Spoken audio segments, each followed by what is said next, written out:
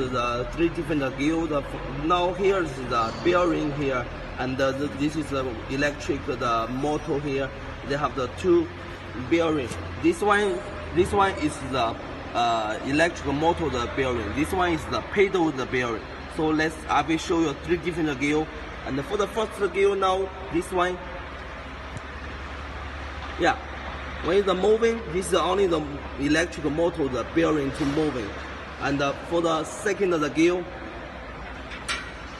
yeah, and when you're moving, the electric will mix with the pedal together. So it's the pedal assisting and electric assisting for the working, the mix.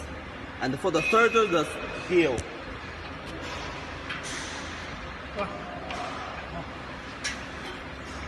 for the third gear,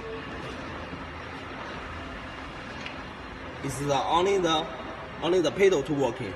Yeah, it's only the pedal working. The pedal working, the electric, the motor pedal system will not working. So we have three different gear now. So we can change only we will take out this one. We will give you the new. We need to change the new electric motor and change the three different